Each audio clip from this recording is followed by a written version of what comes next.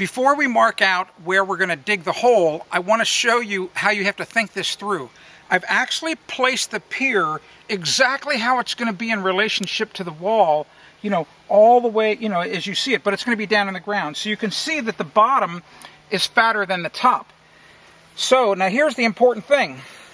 I'm going to have to be down in the hole, kind of messing with this pier and positioning it and whatever. Well, you can see I don't want to be right up next to it. It's going to be really uncomfortable. So I need to have some room to work down in that pier. So we need to make the hole down in the ground, and you know, and we want the machine to dig it, not me by hand. So we want to make the hole big enough, and it'll be easy to fill it back in. So we're going to spray paint a big area that we're going to dig out so we can get that pier right. I've spray painted all of the pier holes where we're going to dig. Look at this. You can see it. You can see that big square there. It's about 3 by 3, maybe a little bit bigger. But that's going to be a nice spot to be able to, you know, to be able to put that pier down. And in our situation, I've got to go 4 feet down to get below frost level here in New Hampshire. But here's another important thing. So we still have the big frame in place, and you might wonder, well, what happens with that?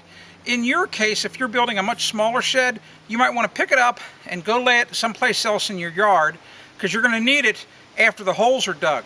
In our case, you know, it's a little bit too big to move, so we're probably going to take it apart. I've marked all the pieces so I know which side was which. You know, I put front, back, east, and west because I know the compass direction. And we'll go ahead and we'll reassemble it after we dig the holes, because we're going to need the frame in place. We're going to have it staked in place.